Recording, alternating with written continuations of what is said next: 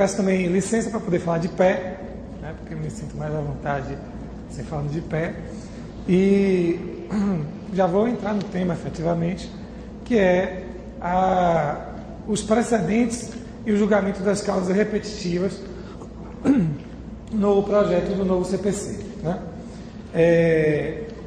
A introdução desse tema, ela envolve um problema que nós todos, que os jurisdicionados, que os advogados, que os magistrados, que o nosso sistema judicial vive, que é o problema da insegurança decorrente de uma área que existe na jurisprudência, ou seja, da incerteza que se tem acerca das decisões judiciais, da expectativa que se tem acerca das possíveis decisões judiciais. Nós vivemos num sistema que, a priori, é um sistema considerado como um sistema de civil law. Isso quer dizer o seguinte: nós, desde os bancos da faculdade, nós ouvimos falar que a nossa fonte primária do direito é a legislação, é a lei. Então, aqui no Brasil, a gente tem como cultura mesmo e tem como a primeira fonte a legislação. Isso significa que a gente vai buscar as primeiras respostas sobre os conflitos que acontecem no judiciário, que são trazidos ao judiciário, lá na lei. Então, a gente até busca, e é um ditado popular, a gente costuma ver as pessoas falando assim: olha, onde é que isso está na lei? Sou obrigado a fazer isso por quê? Me mostra onde é que isso está na lei. Isso demonstra que nós temos uma cultura, que é uma cultura de buscar as respostas sempre na legislação, sempre na lei como fonte primária do direito, que deve prevalecer, e a partir da interpretação da lei, a gente tem a celebração de diversos atos jurídicos, a prática de diversos atos jurídicos, a celebração de inúmeros negócios jurídicos, e a gente também tem a solução dos conflitos que decorrem desses negócios, desses atos jurídicos. Muito bem. Só que nossa sociedade, e como regra geral as sociedades ocidentais, elas desde meados do século passado, elas vêm passando por um fenômeno que é o fenômeno da massificação. Isso quer dizer o seguinte, que até meados do século passado, os contratos eram firmados, as relações jurídicas eram firmadas sempre vis-à-vis, ou seja, cada relação jurídica era uma relação jurídica individualizada. Então, quando duas pessoas queriam contratar uma compra e venda de um imóvel, elas sentavam, negociavam as cláusulas desse contrato e celebravam o contrato. E se surgisse um conflito que decorresse desse contrato, esse conflito também era um conflito completamente individualizado. E como uma consequência disso, era necessário examinar o conflito de maneira individualizada e resolver esse conflito levando em consideração as peculiaridades desse litígio.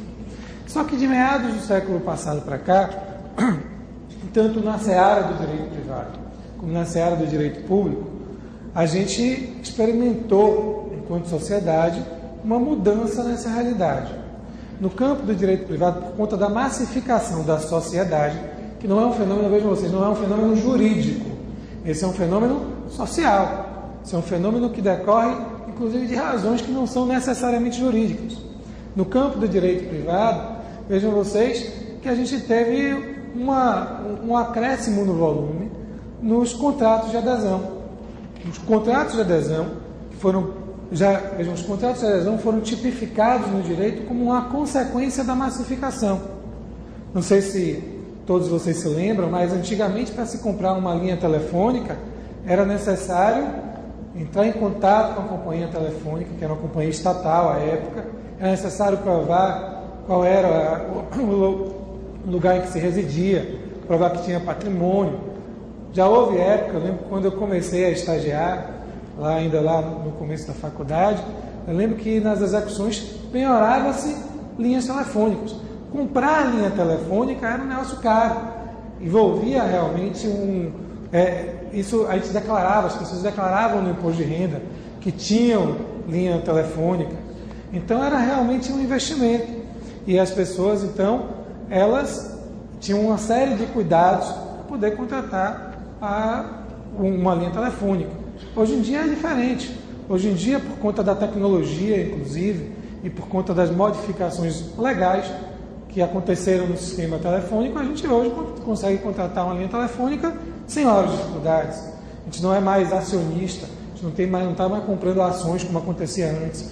Às vezes, a gente não comprava a linha telefônica, a gente comprava ações da companhia estatal. Bom, vejam, isso aconteceu em diversos aspectos, não só na telefonia, mas hoje em dia a gente contrata, hoje a gente quer viajar, o que a gente faz? Antigamente, viajar de avião era um ato assim revestido de glamour.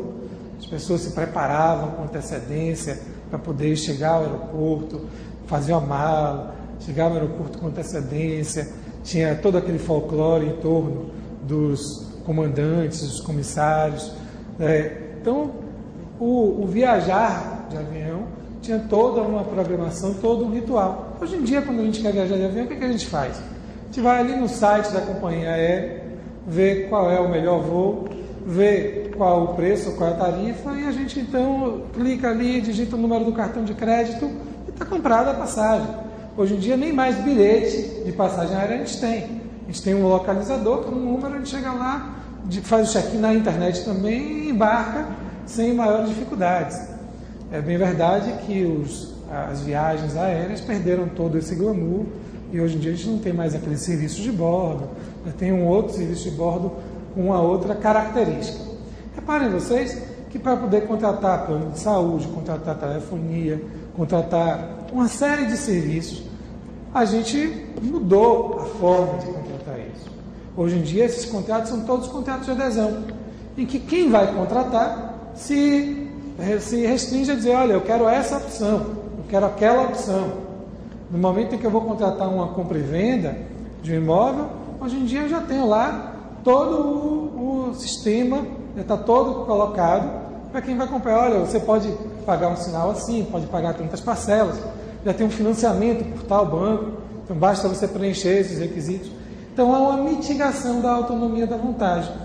Esses contratos de adesão decorrem, inclusive, de aspectos tecnológicos. Tornou-se possível contratar dessa forma por conta da tecnologia, por conta do grande número de contratos, por conta da grande demanda. Então, para tornar essa demanda factível, houve uma massificação na forma de contratar. No campo do direito público, a gente tem também a vigência do princípio da isonomia. Vejam, quando a gente se relaciona com o fisco, se duas pessoas estão na mesma situação, têm a mesma renda, estão dentro de uma mesma faixa de renda, tem que ter um tratamento semelhante entre si, quando se relacionam com o fisco, com a Receita Federal, com a Secretaria da Fazenda Estadual, Municipal. Quando as pessoas se relacionam com a Previdência Social. Se na nossa Constituição prevalece o princípio da isonomia, a Previdência Social não pode tratar desigualmente pessoas que estão na mesma situação, estão ali dentro daquele mesmo tipo previdenciário. Então vejam vocês que, seja por força dos aspectos sociais, efetivamente, e por conta disso, o próprio direito começou a regular os contratos de adesão lá no direito privado, seja por conta do princípio da isonomia no campo do direito público, houve uma massificação das relações jurídicas. As relações jurídicas de direito material começaram a se homogeneizar. Então nós temos uma série de pessoas que têm o mesmo tratamento lá no direito material, um tratamento isonômico, portanto, para poder contratar, para poder se relacionar com o poder público. E na medida em que essas relações começaram a se homogeneizar no campo do direito material, os conflitos que daí surgiram, que daí decorrem, também começaram a se homogeneizar. Vejam, uma coisa é quando eu tenho um contrato particular, um particularizado, quando eu tenho um contrato individualizado, quando eu tenho uma relação jurídica individualizada, o conflito que daí decorre, o conflito que daí pode surgir, é um conflito também individualizado, em que os operadores do direito, os advogados, os magistrados, os promotores, vão ter que examinar aquele contrato especificamente, examinar as particularidades que decorrem daquele contrato e examinar o conflito que também daí decorre. Mas quando eu tenho relações homogeneizadas, vejam vocês, que no momento em que, se eu perguntar aqui, quem é que tem telefone móvel, quem tem telefone de celular? Rapaz, todos nós temos telefone de celular nessa sala. Reparem que quando nós contratamos o serviço de telefonia celular, nós não escolhemos como queremos ou como não queremos. A gente escolhe um pacote. Olha, eu quero um pacote que favorece eu falar com meus familiares. Eu quero um pacote que favorece eu falar com outros estados, que eu faça DDD a um preço mais barato. Reparem vocês, então, que a gente se amolda a esse tipo de relação jurídica. Só que do mesmo jeito que eu contratei um determinado serviço de telefonia celular, milhares de outros brasileiros contrataram o mesmo serviço.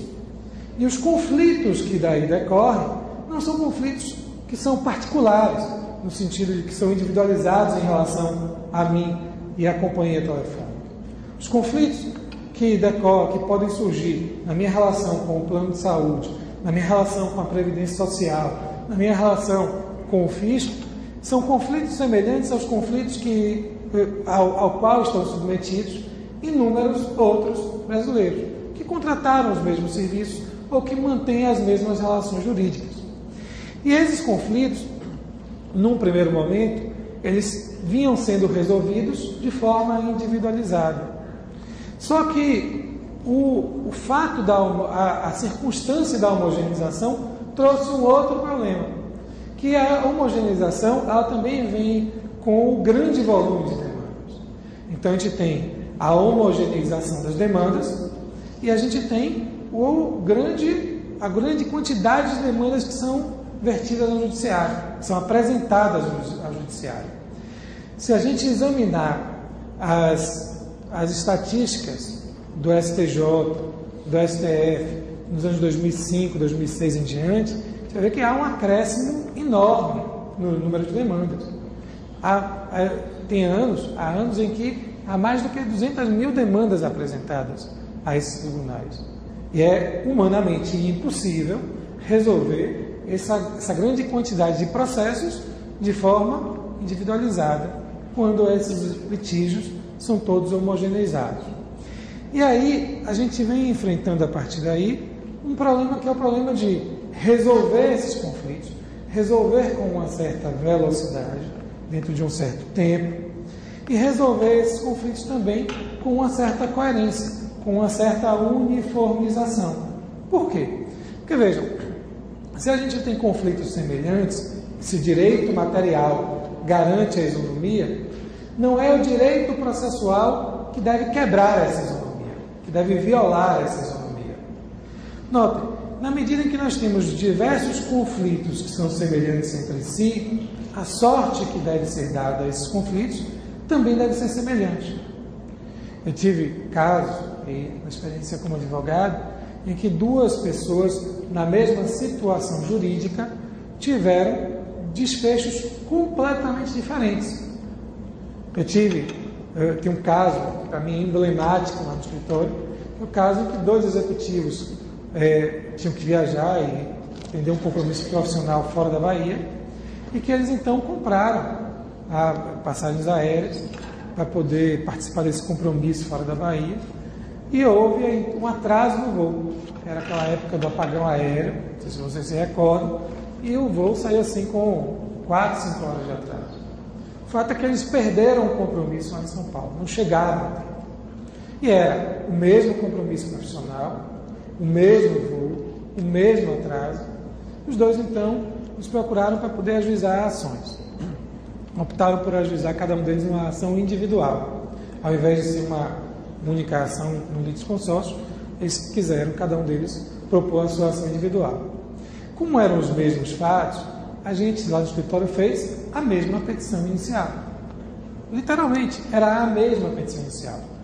Tudo o que mudava era a qualificação da parte autora. Veja, a gente mudou, fez uma petição inicial, submeteu aos dois, os dois examinaram, concordaram.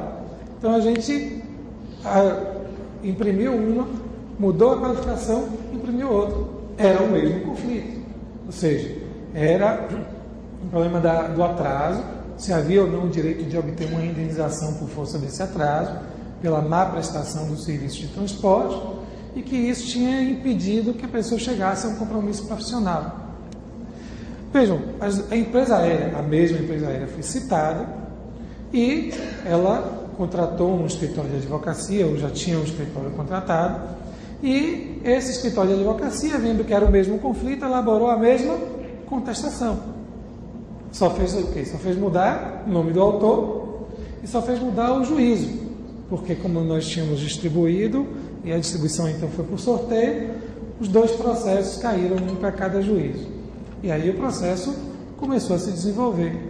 Se desenvolveu, eles apresentaram a mesma contestação, nós oferecemos a mesma réplica, ou seja, o litígio era exatamente o mesmo.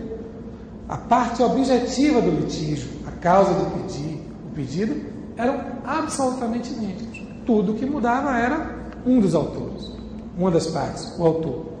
Vejam vocês que aí saiu a sentença do primeiro processo. E o magistrado, na oportunidade, entendeu que a companhia aérea era responsável pelo atraso no voo, houvesse ou não houvesse apagão aéreo. Essa responsabilidade tinha que ser suportada, no modo de vida daquele magistrado, tinha que ser suportada pela companhia aérea. E aí proferiu uma decisão que condenou, houve uma procedência em parte, em razão da quantidade, do valor do pedido, mas então condenou a companhia aérea.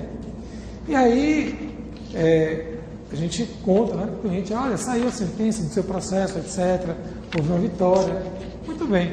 O que era de se esperar é que esse cliente entrou em contato com outro cliente. Disse, olha, saiu a sentença do meu processo, ganhei, etc. Para o outro cliente, para o outro jurisdicionado, era tudo então uma questão agora de tempo. Quando saísse a sentença dele, ele esperava também obter uma vitória. E aí, eis que saiu a sentença julgando improcedente a demanda. Por quê? Porque o magistrado, nesse outro processo, esse outro magistrado, entendeu que, por força do apagão aéreo, não haveria aí a responsabilidade da companhia aérea. Então, nós tínhamos lá, e aí, a gente contar isso para o jurisdicionado, dizer, olha, você estava na mesma situação da outra pessoa, mas o desfecho do seu processo foi completamente diferente. Isso para o jurisdicionado, que não tem uma formação jurídica, porque nós aprendemos desde sempre, na Faculdade de Direito, que vige o princípio do livre convencimento motivado no Brasil. E deve viger, efetivamente. Vige e tem que viger e deve viger. Que ali está a liberdade para poder formar o convencimento diante dos elementos de prova, diante das teses jurídicas e proferir uma decisão.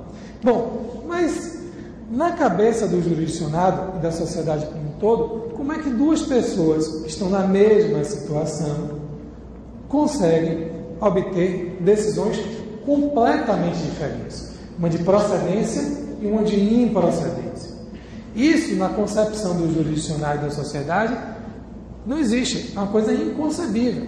Por quê? Porque isso gera, vejam, tirando o fato do micro-litígio, do litígio individual, que vai afetar somente aquelas partes, isso gera para nós, enquanto sociedade, diversas consequências que são indesejosas. Porque, vejam, no momento em que nós temos decisões jurisdicionais que não têm uma uniformização, que não seguem a uniformização, a gente tem uma área na conduta dos próprios atores sociais.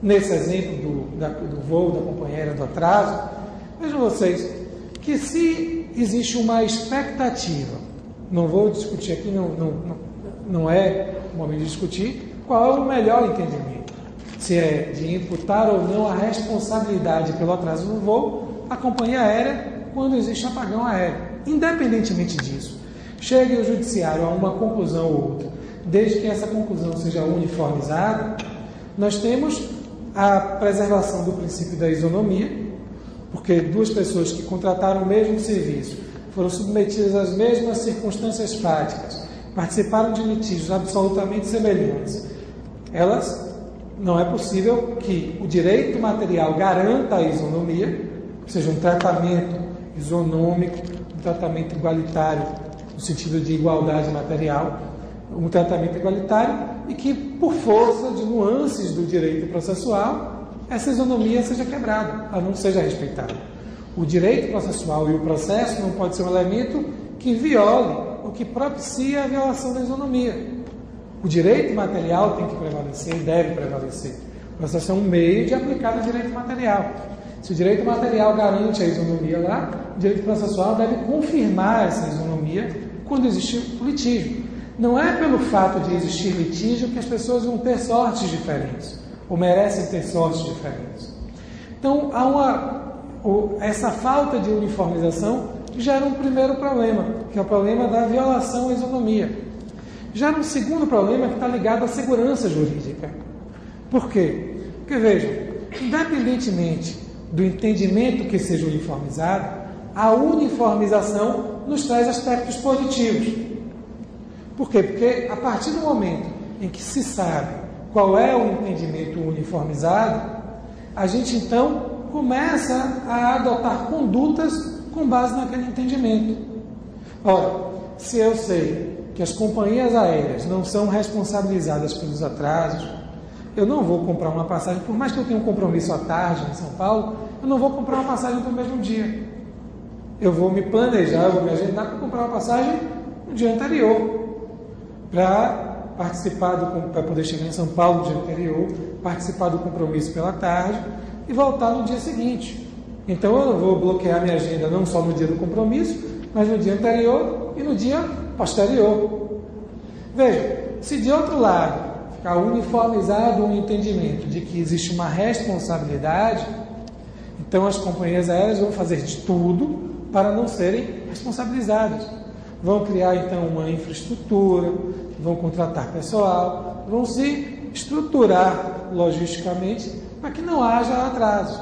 E aí a probabilidade de que haja atraso vai diminuir bastante. Então, uniformizando o entendimento de uma maneira ou de outra, nós começamos a pautar nossas condutas, as pessoas físicas, as pessoas jurídicas, a administração pública, começa a pautar sua conduta com base naquele entendimento que foi uniformizado. Então a gente tem aí um problema ligado à segurança jurídica, a gente tem um problema ligado à isonomia, a gente tem um problema ligado ao volume de processos. Por quê? Porque se eu tenho uma grande quantidade de contratações de relações jurídicas, e elas são homogeneizadas, e se surge uma grande quantidade de conflitos, eu preciso então de mecanismos para poder propiciar uma vazão desses conflitos, o processamento e o julgamento desses conflitos com um tempo razoável. Tempo razoável aqui não quer dizer que o julgamento tem que ser muito veloz, porque o julgamento muito veloz também ele não é efetivo no sentido de ele não garantir o contraditório, a defesa. Então a gente começou a perceber no campo do processo civil a necessidade de estruturar o ordenamento para poder atender a essas demandas de massa. E aí hoje cogita-se num paradigma processual que é o paradigma das demandas repetitivas. Então a gente tem de um lado o paradigma das demandas individuais, que é aquele caso individualizado, que envolve aquela relação jurídica muito particularizada, muito individualizada e que tem que ser examinado, esses conflitos têm que ser examinados caso a caso, tem que ser examinado na sua particularidade. E a decisão que vai ser proferida naquele litígio, naquele conflito, naquele processo, não vai se aplicar a outros casos, exatamente por conta das suas particularidades. Esse é o modelo mais tradicional e mais clássico do processo civil que nós conhecemos. É aquilo que a gente aprende na faculdade desde o começo, que a coisa julgada opera efeitos interpartes, então que aquela decisão só vai operar efeitos entre aquelas pessoas.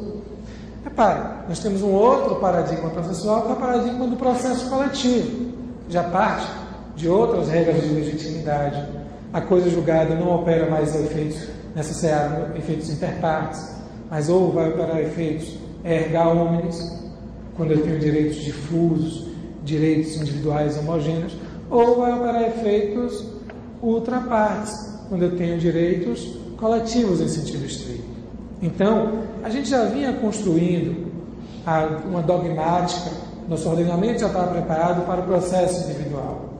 Nosso ordenamento já estava preparado para o processo coletivo. Só que de 1994, nosso ordenamento começou a ser preparado para esses processos repetitivos, que envolvem litígios que podem ser individuais ou coletivos, mas que são litígios homogêneos, que são litígios massificados. Vejam que quando a gente fala em litígio homogêneo, a gente não está falando propriamente de litígio individual ou litígio coletivo. O que é uma causa homogênea? Como é que uma causa é homogênea? Como é que eu identifico se uma causa é homogênea? A homogeneidade é sempre uma questão de relação. Eu nunca tenho como dizer assim, olha, essa causa é homogênea, é em absoluto. Eu tenho que comparar essa causa com outras para saber se ela é homogênea ou não em relação a outra, se ela é semelhante ou não em relação a outra, que já foi julgada anteriormente. E eu posso ter litígios individuais que são homogêneos entre si, litígios individuais que são homogêneos em relação a litígios coletivos. Recentemente, o Judiciário julgou a seguinte questão: os advogados e a sociedade de advogados devem ou não pagar COFINS? Vejam, isso pode ser uma demanda coletiva proposta pela OAB, questionando se os advogados e a sociedade de advogados devem ou não pagar COFINS. A solução dessa demanda coletiva vai se aplicar aos advogados e à sociedade de advogados de uma forma geral. Mas nada impede que uma determinada sociedade de advogados ou que um determinado advogado proponha a sua demanda individual, questionando, tendo o mesmo objeto. Devo ou não, tenho ou não a obrigação de pagar COFINS?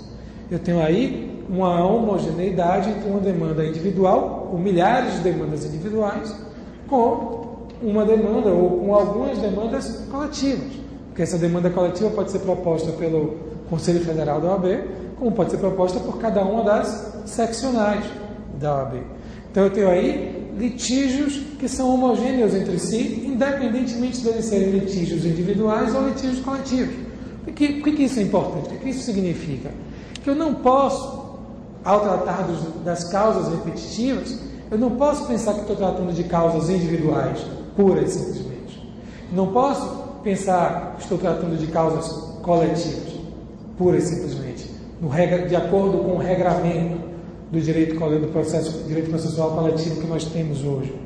Então eu tenho aí uma terceira vertente, um terceiro paradigma, que é como é que nós lidamos com os conflitos repetitivos, homogeneizados, que são apresentados diuturnamente, cotidianamente ao judiciário.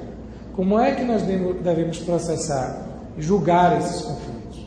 Essa é a resposta que começou a ser traçada pelo legislador a partir do momento em que ele começou a fazer mini-reformas no CPC. O nosso CPC atual já tem um embrião desses julgamentos das demandas repetitivas. Basta a gente pensar em alguns exemplos.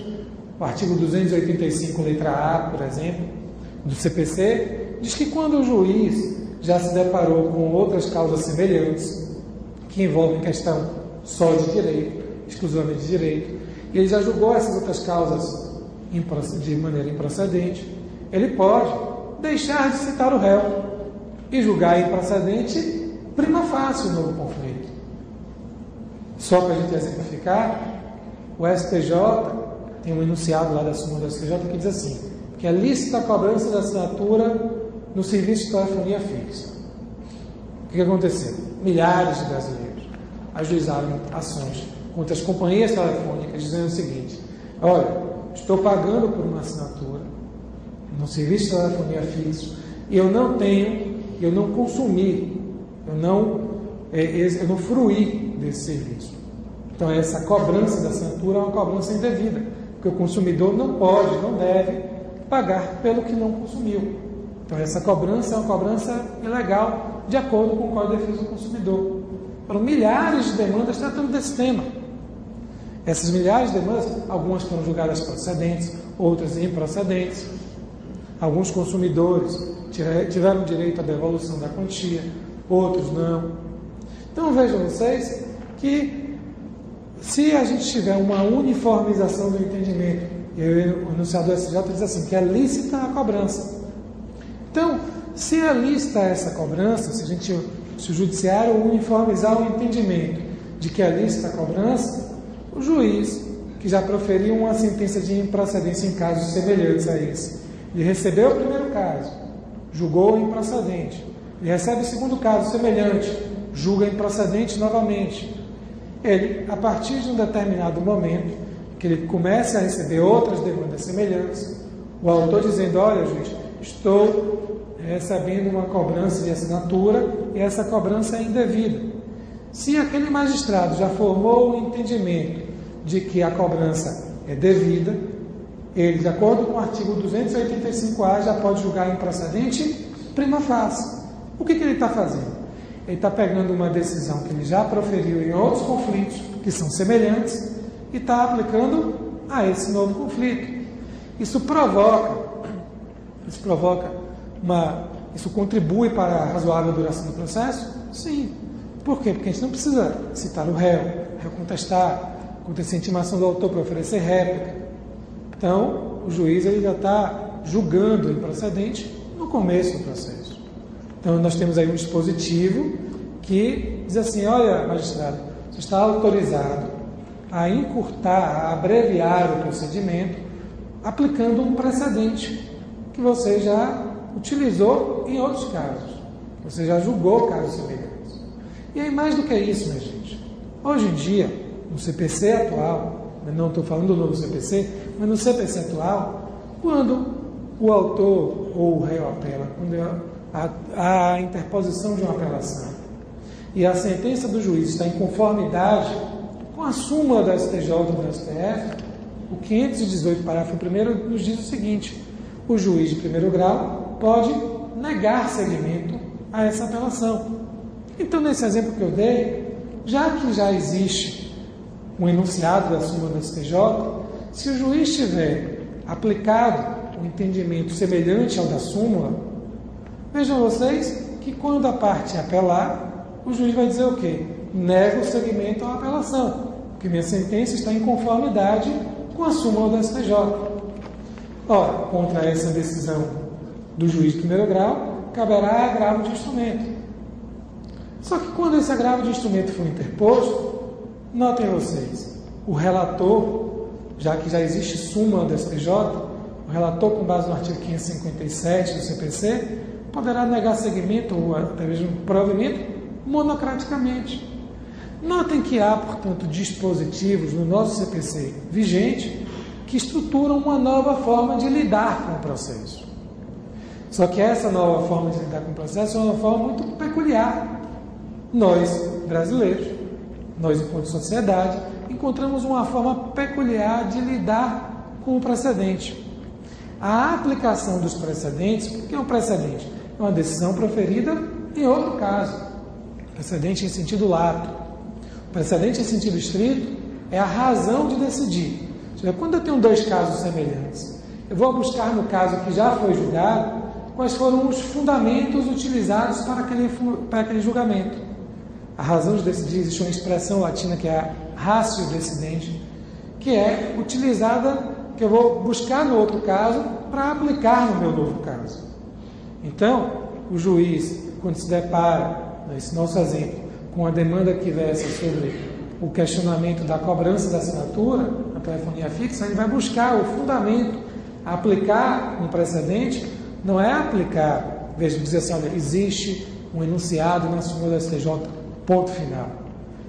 Isso envolve o quê? Buscar os fundamentos para poder trazer esses fundamentos para o novo caso e aplicar esse fundamento ao novo caso. E esse mecanismo é um mecanismo típico dos sistemas de common law. Lá nos sistemas de common law, o direito, os operadores do direito não vão buscar, os profissionais do direito não vão buscar a resposta na lei diretamente. Vão buscar nos casos anteriores. É só a gente lembrar dos filmes americanos que dizem assim, olha, lá no caso, o estado da Califórnia contra não sei quem, o tribunal tal julgou dessa maneira. O que a gente está vendo ali? Está vendo ali a pessoa dizendo o seguinte, olha, o advogado, o promotor, o procurador dizendo assim, olha, os fundamentos que foram utilizados ali, aquele caso é semelhante a esse. Então, os fundamentos que foram utilizados ali devem ser utilizados aqui no julgamento desse novo caso. Nas faculdades de Direito, nos países de common law, a gente não tem, olha, o artigo tal diz isso. realidade, os casos são trazidos estudos de caso, e o que acontece na sala de aula é a discussão sobre o caso, a discussão sobre a solução daquele caso. Discute-se como é que ele foi resolvido, quais foram os valores, quais foram os fundamentos utilizados para a solução daquele caso. Só que isso, minha gente, vejam, o sistema civil ou de common law é um aspecto cultural. A gente está num sistema de civil law, a gente acha, em tese, que está no sistema de civil law, por um aspecto cultural. Porque nós buscamos a seguinte resposta: onde é que isso está na lei? Me mostra aí na lei. Se tiver na lei, eu faço. É da nossa cultura, da cultura do Brasil, da sociedade brasileira. Só que, nota, nos sistemas de common law, busca-se a resposta para a seguinte pergunta: ou os outros casos que versavam sobre o mesmo objeto, que eram semelhantes, como é que eles foram resolvidos? E aí busca-se a utilização do precedente. Mas aqui no Brasil a gente encontrou um meio peculiar para poder fazer isso. O que a gente fez? Como nós acreditamos piamente que estamos num sistema de civil law, nós dissemos assim: olha, operadores do direito, promotores, advogados, juízes, sociedade, vejam, a lei está mandando aplicar o precedente. A gente, por estar num sistema, numa cultura de civil law, a gente construiu através da lei um mecanismo de aplicação do precedente. O 285A diz: magistrado, você está autorizado a julgar em precedente prima facie. Aí, como isso está na lei, fica palatável para a gente. Fala, que bom, está autorizado pela lei, posso aplicar o precedente. Olha, negue seguimento à apelação se sua sentença estiver em conformidade com a súmula da STJ e da STF. Olha, relator, monocraticamente você pode negar seguimento a um recurso porque existe súmula. O que esses dispositivos estão dizendo? Veja, é a lei dizendo: olha, aplica o precedente. Isso foi necessário para que nós, que vivemos numa cultura, que temos uma cultura arraigada de civil law, pudéssemos aplicar o precedente com uma certa tranquilidade. E não acho isso ruim, não acho que isso é uma construção brasileira. Isso é uma construção da nossa cultura, efetivamente. Nós misturamos o civil law com o common law, assim como nós fazemos com diversos aspectos da nossa cultura. O carnaval é uma coisa da cultura da Bahia. E, de fato, o carnaval, com o afoxéfilo gigante, é uma coisa da Bahia. O carnaval, com o sertanejo tocando no trio elétrico, é uma coisa da Bahia. O carnaval, com David Guetta, um DJ de outro país, tocando no carnaval, é uma coisa da Bahia, tipicamente cultural. Quando nós vamos, quando a gente quer comer uma comida light, a gente vai ao restaurante japonês. E lá no restaurante japonês, a gente pede um sushi que vem, a gente pede um hot roll, um sushi que vem frito. Dentro do sushi que vem frito, a gente pede o sushi com creme cheese, com manga, comidas tipicamente japonesas. No Japão é muito comum, toda vez que eu passo no supermercado na seção de queijo e vejo lá o creme cheese, eu penso: estou na seção de comida japonesa. Creme cheese é tipicamente japonês. E para completar, a gente, além disso, a gente tem as grelhas, eu fui no restaurante japonês para comer uma comida light e encontrei lá carne de sol. A robata, a grelha de carne de sol, uma coisa tipicamente japonesa, ter carne de sol lá no Japão. E a gente, para acompanhar essa comida, o que a gente faz? A gente, então, pede um burosco, uma jabuticaboroski, que é vodka, bebida tipicamente japonesa, ou seja, a vodka é russa, com jabuticaba, que é uma fruta do Nordeste do Brasil. E estamos no restaurante japonês. E para acabar o jantar, a gente pede um petit gâteau, uma torta búlgara. O que a gente fez? A gente miscigenou a nossa cultura japonesa.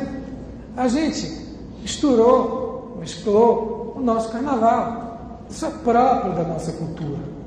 Veja, se isso é próprio da nossa cultura, nós acabamos fazendo isso também com o nosso processo. Nós tínhamos um processo que era baseado na lei, é da nossa cultura, a gente dizer que é de civil law, só que a gente está fazendo através do civil law, a gente está dizendo, olha, aplica o precedente, aplica os institutos do common law. E a gente então começou a construir um ordenamento em que nós temos um ordenamento A brasileiro, que não é nem civil, nem common law completamente. Ele é uma mistura disso. Qual é o problema? É que quando a gente constrói isso, a gente precisa construir também a identidade disso. Eu estou dizendo, não acho ruim David Guetta no Carnaval da Bahia. Não acho ruim a torta búlgara no nosso restaurante japonês. Mas a gente tem que construir a identidade disso. Tem que assumir. Isso é uma comida japonesa brasileira.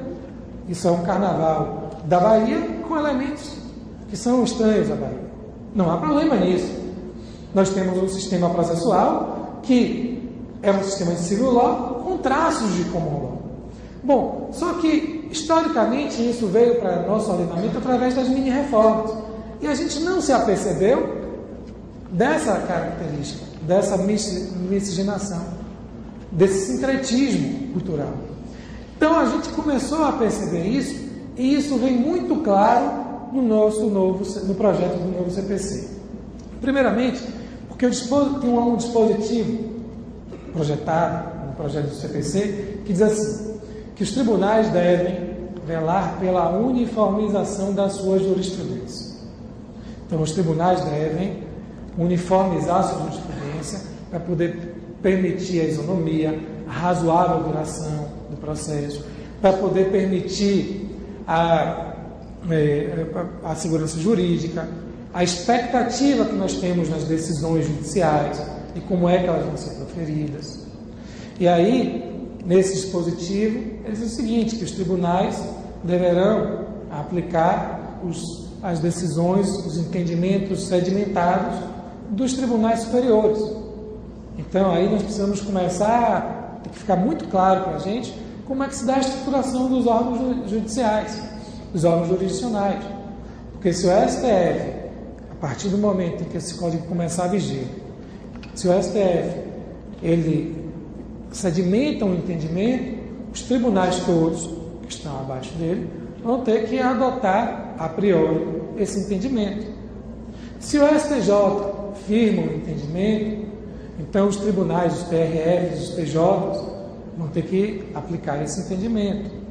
Se o TJ da Bahia firma um entendimento, sedimenta um entendimento, os juízes da Bahia, os juízes estaduais, Salvador, Feira de Santana, Itaberaba, Conquista, assim por diante, devem aplicar esse entendimento. Então, a gente tem o quê? Uma eficácia vinculativa, de acordo com esse dispositivo do projeto do novo CPC, uma eficácia vinculativa e vertical. Vejam, mas já em relação aos tribunais do mesmo grau, se o Tribunal da Bahia sedimenta o entendimento, o Tribunal do Rio de Janeiro, que não tem nenhuma relação de hierarquia com o Tribunal da Bahia, deve adotar o mesmo entendimento? Não. Aí o precedente deixa de ter uma eficácia vinculativa e passa a ter uma eficácia meramente persuasiva. Então, se o juiz de primeiro grau da terceira vara das relações de consumo cíveis e comerciais da comarca de Salvador profere uma decisão e sedimenta o entendimento, essa eficácia é persuasiva em relação aos outros órgãos jurisdicionais da mesma instância. Vejam vocês, então, que a gente começa a lidar aí com precedentes, o mesmo precedente pode ter uma eficácia vinculativa.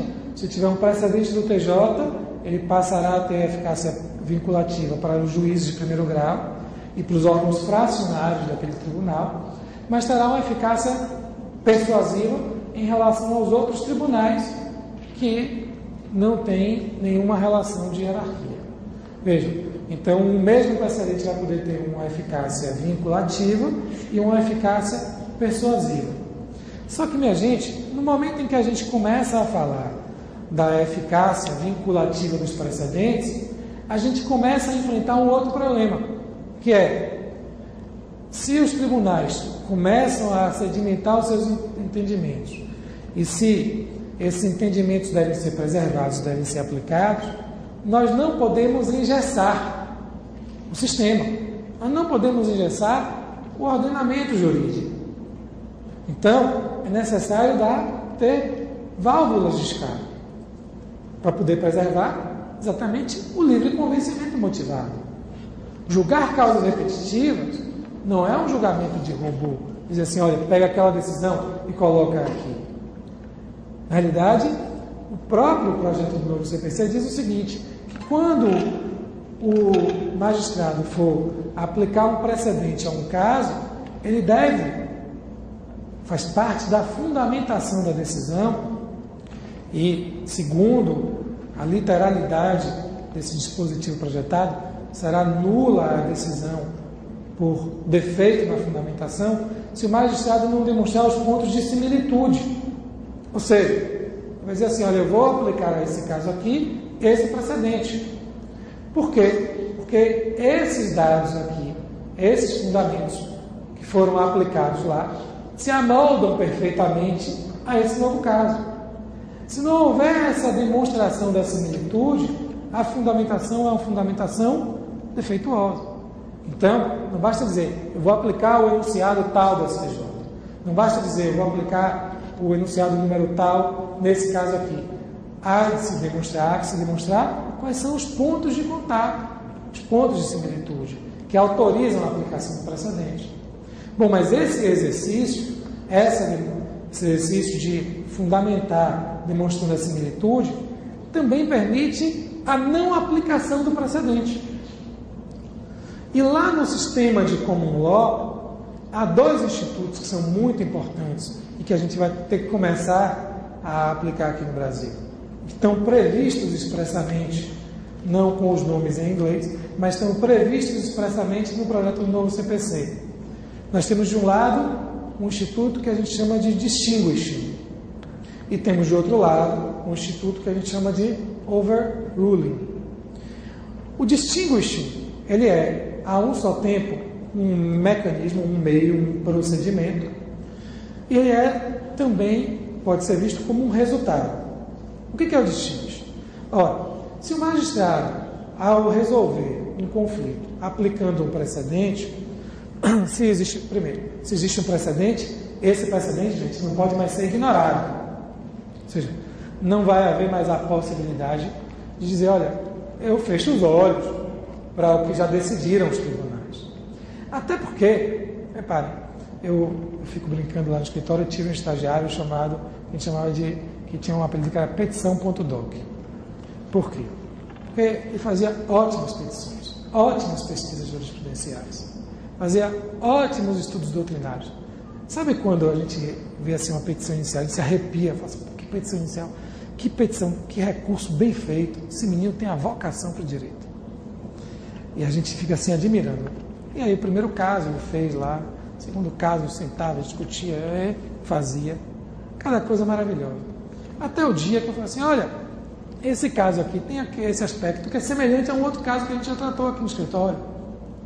Faz assim, pega aquele recurso que a gente fez, aproveita a fundamentação dali, adapta aqui para esse recurso. Ele falou, mas doutor, vou ter que digitar tudo de novo?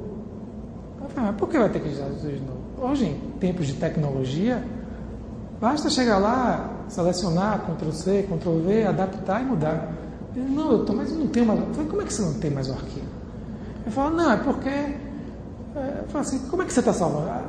Eu só tenho um arquivo, doutor. Eu falei, como assim, rapaz? Eu tenho um arquivo chamado petição.doc.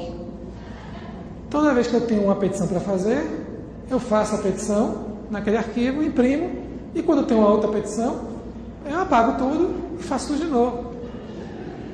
Gente, enquanto havia petições completamente diferentes, não era um problema.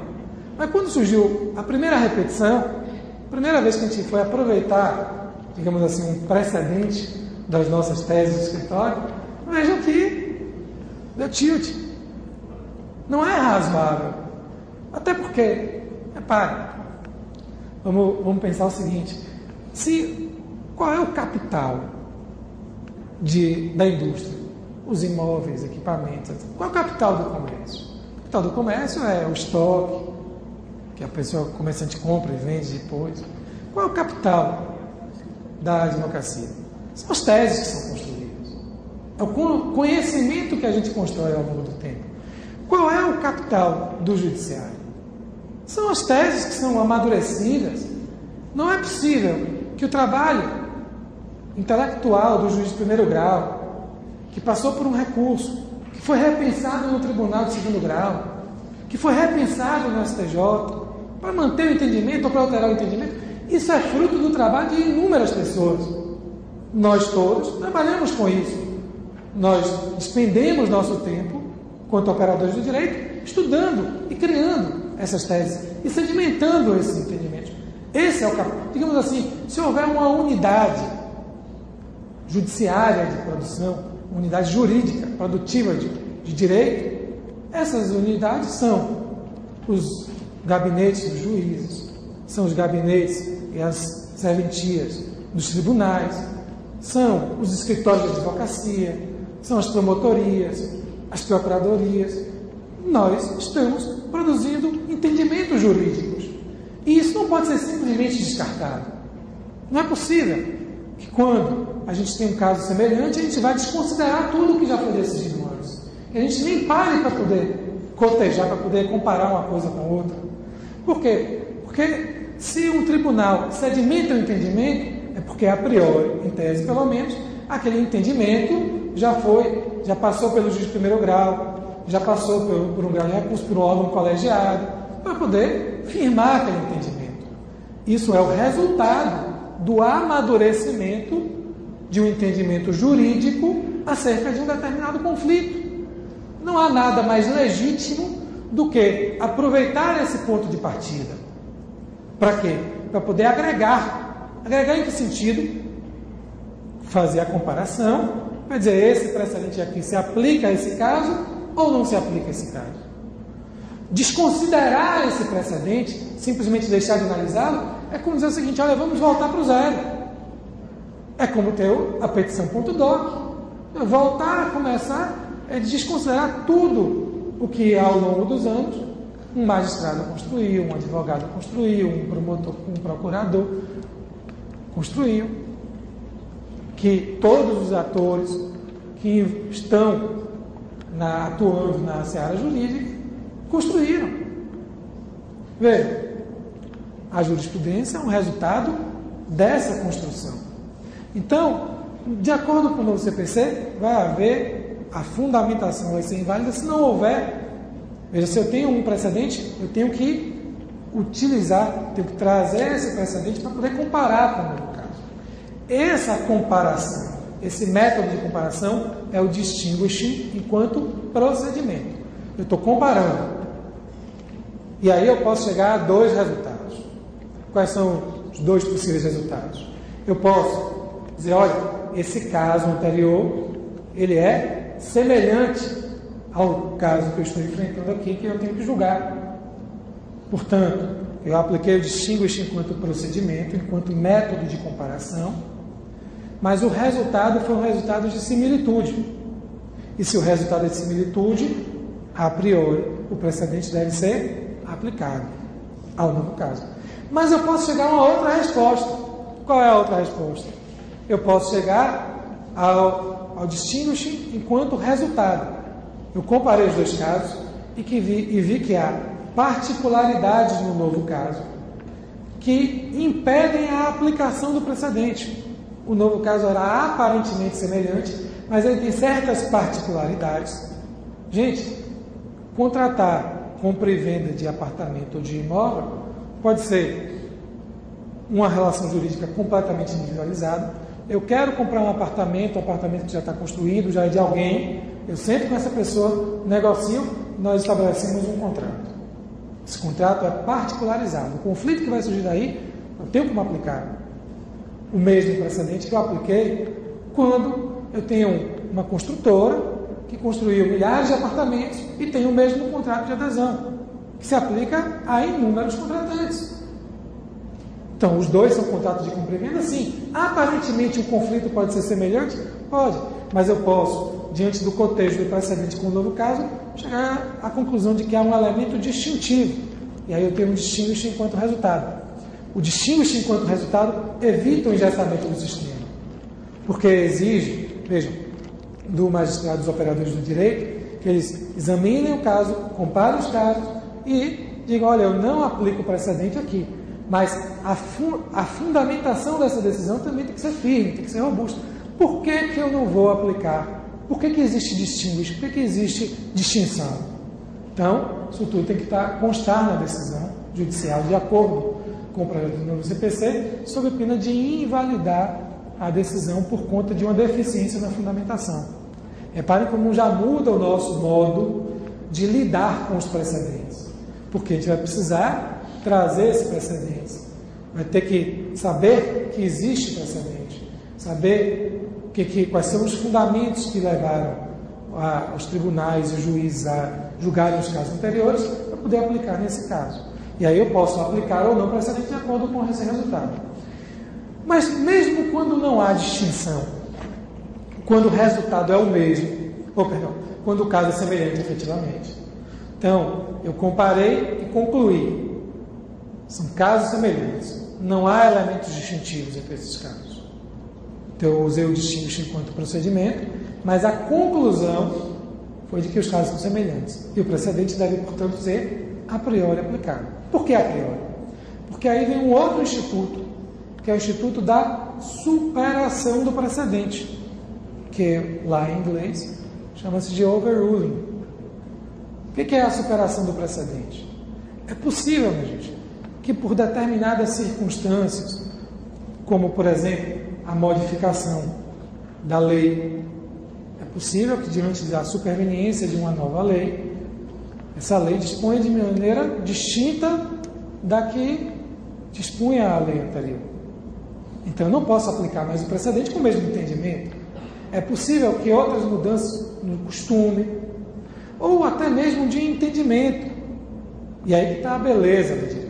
Repare, se eu tenho lá casos semelhantes, com argumentos que já foram utilizados, veja, se eu tenho mais um novo caso, que traz os mesmos fundamentos, e esses fundamentos já foram apreciados pelos tribunais, os tribunais já firmaram seus entendimentos, eu devo aplicar esses fundamentos a esse novo caso. Mas sempre tem aquele advogado, aquele magistrado, aquele promotor, aquele procurador, até mesmo o jurisdicionado, que tem uma nova visão sobre o fenômeno jurídico, dá uma nova interpretação. Repare, se o precedente, volto a dizer, precedente em sentido estrito, ele consiste na razão de decidir, nos fundamentos, e não no enunciado. Quais foram os fundamentos utilizados para julgar esse caso? Ora, a gente diz que um precedente é tanto mais forte quanto mais fundamentos ele tiver, como se eu tivesse assim, fosse agregando fundamentos. Quanto mais discussão, quanto mais debate acerca de um tema nós tivermos, mais firme vai ser esse precedente. Por quê? Porque, veja, tem um incidente no projeto do CPC, que é um incidente de resolução de demandas repetitivas. Ele foi alterado agora aqui no projeto da Câmara, porque ele previa o seguinte: processos começaram na primeira instância, aí o juiz podia, diante da potencialidade, era isso que dizia o projeto, da potencialidade da demanda se tornar repetitiva, o juiz podia suspender aquele processo, encaminhar o assunto para o tribunal, e o tribunal firmar o seu entendimento. Qual era o perigo desse dispositivo? Era que, diante de um único caso, antes mesmo de haver decisão da primeira instância, diante de um único caso, o tribunal se pronunciava. E como eu disse para vocês, quando o tribunal se pronunciar e firmar um entendimento, vejam, aquele entendimento, a priori, deve ser seguido pelos juízes que estão ligados àquele tribunal. Esse dispositivo que trata do incidente foi modificado. Como é que ele está hoje na Câmara? Ele diz assim: quando se constatar a efetiva multiplicação de processos sobre o mesmo tema, caberá o incidente de resolução de demandas repetitivas. Por que isso é importante? Porque vejam qual é o motivo, a razão de ser da gente aplicar os precedentes. É um amadurecimento. Se eu tenho uma decisão de um juiz, decisão de outro juiz, 3 decisões, 4 decisões, 5 decisões, se eu tenho recursos, isso chega ao tribunal, e o tribunal compara uma decisão com outra, em 5 casos, 6 casos, 7 casos, 8 casos, 10, 15, 20, 100, 200 casos, eu tenho um contínuo amadurecimento desse entendimento. E a tendência é que quanto mais debate eu tiver, quanto mais sentenças, petições iniciais, contestações de sentenças, recursos contra razões, quanto mais a gente tiver esse amadurecimento, melhor. Mais firme se torna a fundamentação. Mais firme se torna o precedente. Por quê? Porque se alguém ajuizar uma nova ação, um novo caso, com o mesmo fundamento que já foi interpretado, já foi amadurecido, o que o tribunal vai dizer? Os tribunais vão dizer, já enfrentamos esse tema.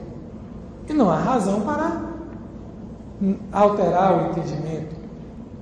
Agora, se alguém ajuiza uma ação e traz uma nova interpretação sobre aquele mesmo conflito, se o juiz, ao sentenciar, tem uma nova visão sobre aquele fenômeno jurídico, ele está trazendo uma nova interpretação que ainda não foi utilizada, não foi enfrentada pelos tribunais, para poder firmar o precedente.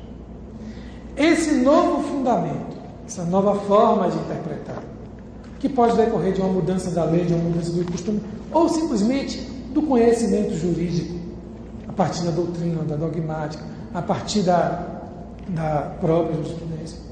Vejam vocês que se eu tenho esse novo entendimento, eu não posso pura e simplesmente dizer, vou aplicar o precedente. Porque eu tenho que enfrentar o precedente à luz desse novo fundamento. Eu tenho que testar o precedente. Vai dizer assim, olha, esse precedente vai ser mantido mesmo diante desse novo fundamento que ninguém nunca tinha pensado antes, que nunca tinha sido trazido ao judiciário, e às vezes pelo próprio magistrado, quando ele decide, ele pode ter essa nova interpretação. Veja, se aquele fundamento já foi utilizado para afirmar o precedente, deve ser utilizado o precedente, mantido o precedente. Mas, se eu tenho um fundamento que não foi enfrentado até agora, eu tenho que submeter o precedente a esse teste do novo fundamento. É como se fosse, guardadas as proporções, uma nova intempérie. Repare, quando os engenheiros vão projetar equipamentos, eles projetam os equipamentos e colocam os equipamentos em teste. Alguém projeta um carro. Vamos, esse carro, como é que ele anda na chuva? Como é que ele anda no asfalto? Como é que ele anda no chão, no barro, na areia? Como é que ele reage a essas adversidades, a esses ambientes? Quando eu tenho um precedente e tenho um novo fundamento, eu tenho que pensar como é que esse fundamento ele vai ser mantido ou ele vai ser alterado diante desse novo fundamento. Tenho que testar esse precedente. E aí notem vocês que quando eu tenho, portanto, esse novo fundamento, ele pode provocar a superação do precedente. O magistrado vai poder dizer, olha, não deve ser aplicado o precedente aqui, porque há esse novo fundamento.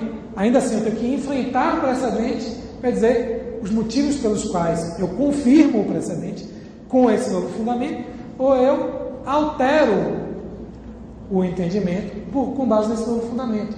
E aí, veja, isso vai ser levado para o tribunal? Sim.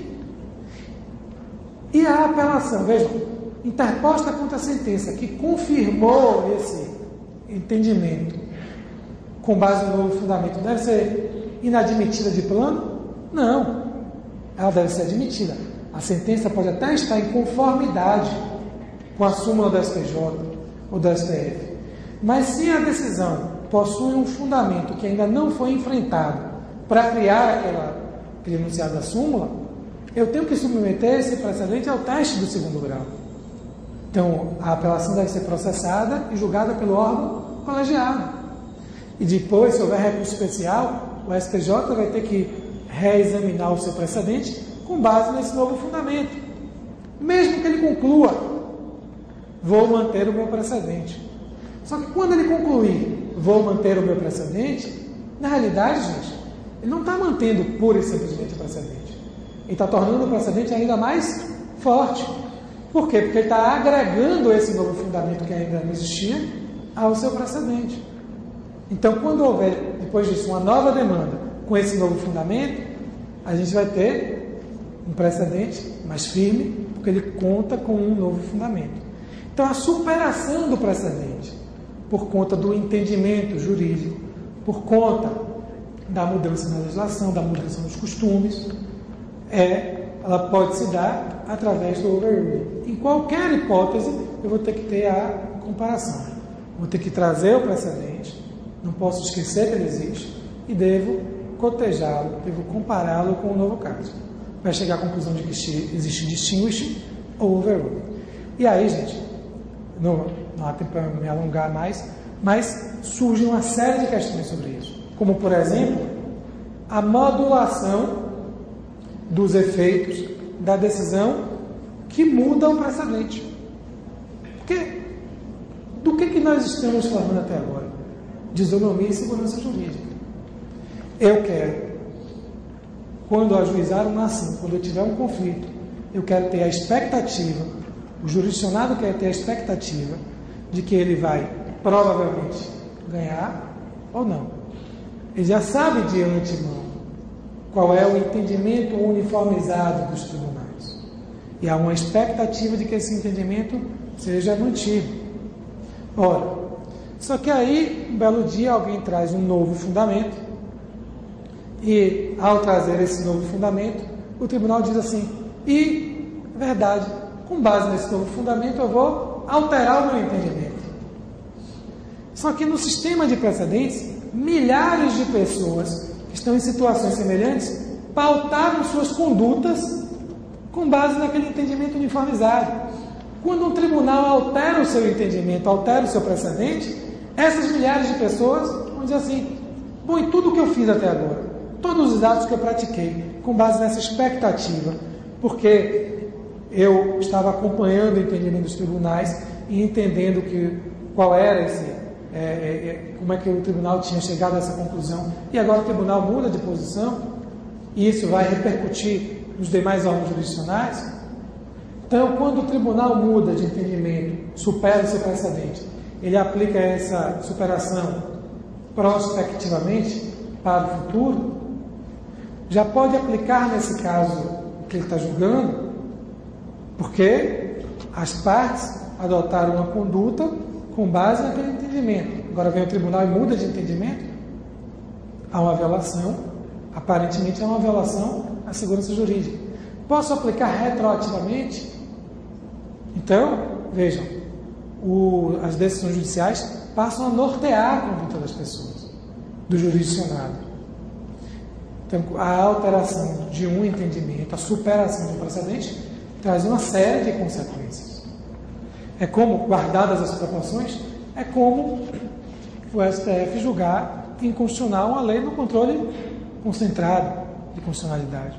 No momento em que o STF diz, olha, essa lei, considero ela inconstitucional. Muitas vezes o que o STF faz? Modula no tempo a eficácia dessa decisão. Por que ele faz isso? Porque uma série de atos jurídicos foram praticados com base naquela lei. Se ele aplicar pura e simplesmente um efeito retroativo, sempre, todos esses atos jurídicos que podem ser contratos, relações com a administração, as sentenças que se basearam naquela lei. Vejam, todos esses atos passam a ser atos eivados de inconstitucionalidade. É o fenômeno que a gente tanto discute da sentença inconstitucional. Então vejam que o STF modula a eficácia temporal da decisão da inconstitucionalidade para poder preservar alguns atos para não gerar um caos na sociedade. Só que, com a eficácia vinculativa dos precedentes, isso vai se estender, esse problema vai se estender, não só às decisões do STF sobre a constitucionalidade ou a inconstitucionalidade, mas sobre os precedentes de uma forma geral. Então, são problemas que a gente vai começar a enfrentar, já enfrenta de uma certa maneira, mas vai começar a enfrentar de forma mais contundente a partir da vigência do projeto do novo CPC. Agradeço a atenção de todos e devolvo a palavra para a presidência da mesa. Obrigado.